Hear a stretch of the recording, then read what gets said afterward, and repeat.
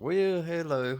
Uh, this video is going to be a little different than what I intended on for today. This is Sunday, and this is just a little progress report, not really an update. It's in long form, so it's not short. But right here with the GWJ, and let's give it a little fill in. Today was supposed to be the build day, but as you can see, it's not built yet. Same pretty much regular, ready built to build, ready to be put together, and I'm just a little bit tired, so I decided to take the day and hang with the camera lady. Her son has moved back down from Indiana, so we're just over there hanging out. No, the one bit of progress it did. What it accomplished was the crank sensor. Put the new crank sensor in. Now, I'm not entirely sure that's going to be the problem.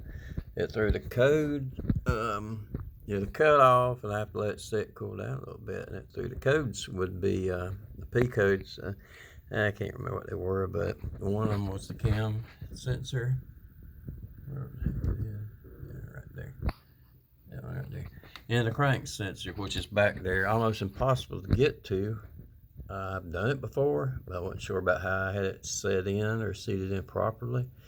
So it's a lot easier with the cylinder head off. So that's one accomplished that we got. Picked up the pistons Friday, I believe. Got those picked up. Did do a little something with those. Let's bring you over here. So we got all these ready to go. I did, in fact, install the rings. The clocking is not right on them. I just got the rings in, so I'm gonna set the clocking on the gaps as I am putting them in. So there's very little cleaning to do.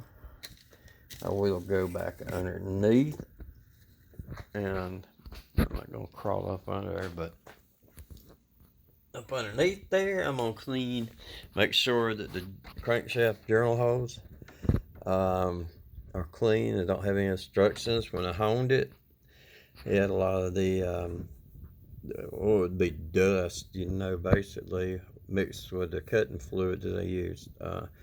To make sure that none of that are in any of the old galleys that go through the journals that pumps block oil from the crank to the main and out from the main to the rods. So make sure none of the crap's got in there, which I don't think it is. But anyway, that's going to be the Jeep update or progress report or whatever. It's not much progress report, but took a day off. I took a day off, so it's ready to go. That's ready to go. This ready to go. Just got to put it all in there. Proud of it. All in there. Hope to ride them babies soon. But anyway, tired puppy, and add a little note to this. For years, building engines, I always acted like I had to be like a surgeon, clean that every bit that way, everything cleaned off. But yeah, shoot, I'm not building no $50,000 race car engine crap. That's a lot cleaner than it was. It's got oil on it. I might take and just blow the big crap off, but it ain't gonna hurt nothing. That's 254,000 miles. Nowhere. Crankshaft, nowhere. Bearings got 40,000 miles on them. Main bearings, took those off, checked them. Freaking amazing good. So I think I bought this Jeep, 74,000 miles on it. I think I give $7,800. And they must have rebuilt the engine or re-ringed it and re-rodded it, and I could tell. I found a piece of piston skirt in the oil pan when I took the oil pan off, and so I'm assuming, since the numbers on the piston rod, connecting rod,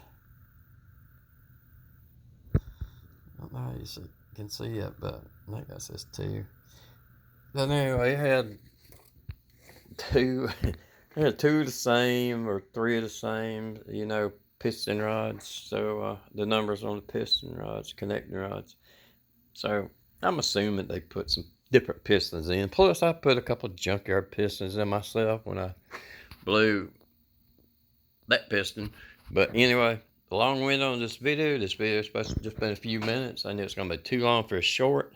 So I'm going to take my happy butt in there and eat something. So peace out, YouTube.